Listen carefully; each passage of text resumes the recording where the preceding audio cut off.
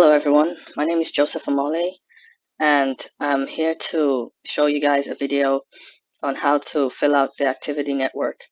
So in this video, we're going to be determining the critical path, we're going to be determining the early start and early finish times, then we're going to determine the late start and late finish times, and then with that, we'll determine what the slack time is for each activity.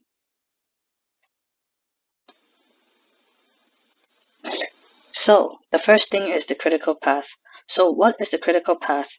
The critical path on any network is the chain of activities that have a slack time of 0. In other words, that the activities that you cannot afford to waste any time on, because if you waste time on any of those activities, you're going to extend the duration of the entire project because those particular activities do not have any slack time. So how do we determine what activities are on the critical path? We start from the very last activity. The last activity always goes on the critical path. I remember we said that the slack time for everything on the critical path must be 0. So we fill out the slack time of the last activity as 0. And then you have two activities as predecessors to H, E and G. G takes 170 days, E takes 15 days. So that means that you can take more time on E as long as you finish G in 170 days. So you cannot waste time on G. G has only one predecessor, so automatically F goes on the critical path. F has three predecessors, B, C, and D. Now you look for the one which has the longest time, because the time on the longest one means that the others can have some slack time. So B cannot have slack time because it takes 15 days, and B has only one predecessor, which is A, so automatically A goes on the critical path as well.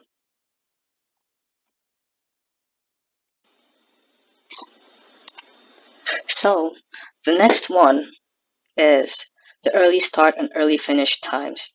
So filled up at the top here, the early start and the early finish times are filled in terms of what day it is compared to the beginning of the project.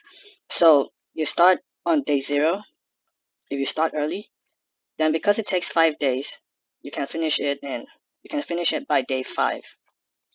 So because you can finish by day 5, it means that you can start each of these activities by day 5 if you were to start early.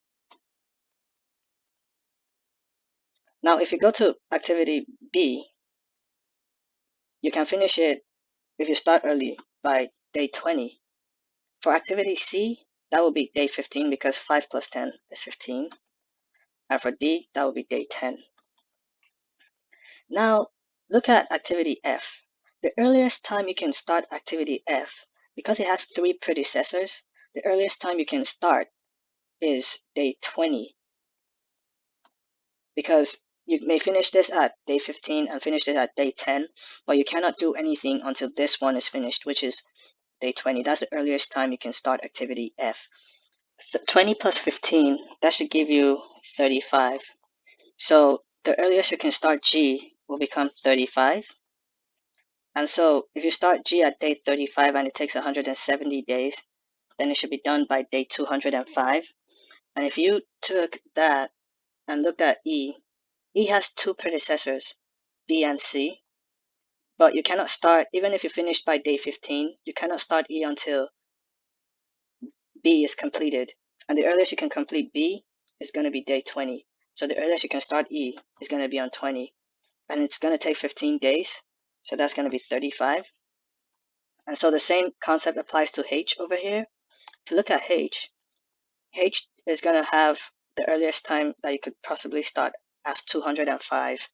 And this is going to take you all the way. 205 plus 35, that's 240.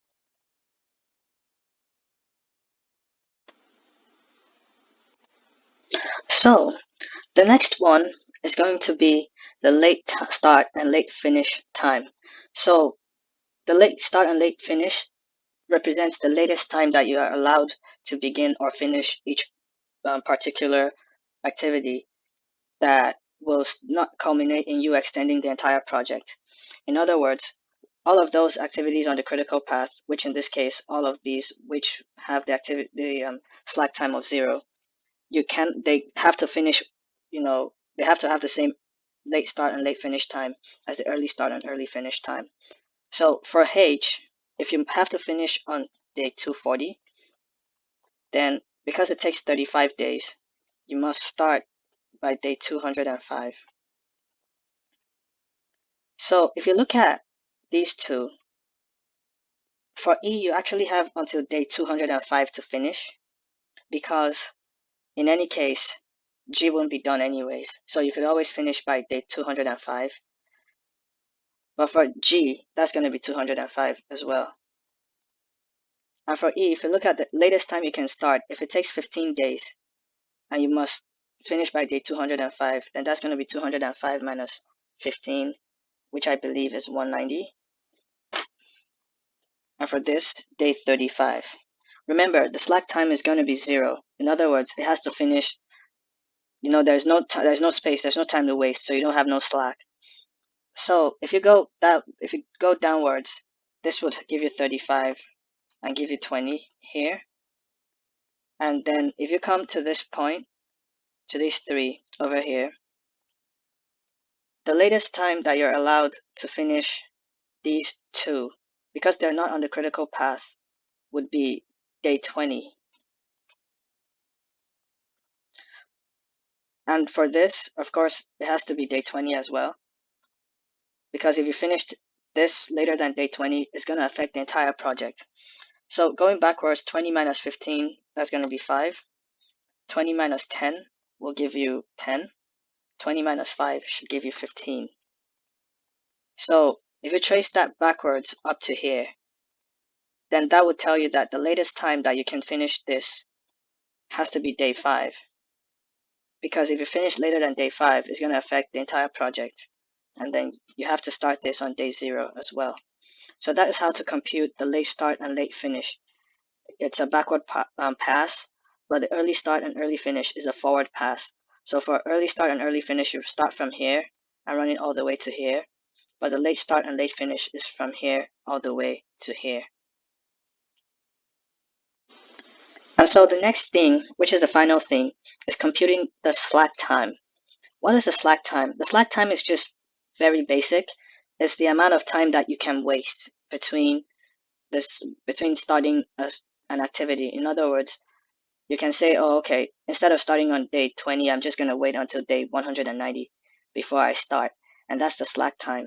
So if you look at these, all of those on the critical path, they must have a slack time by default of 0. If the slack time isn't 0, then it's not on the critical path.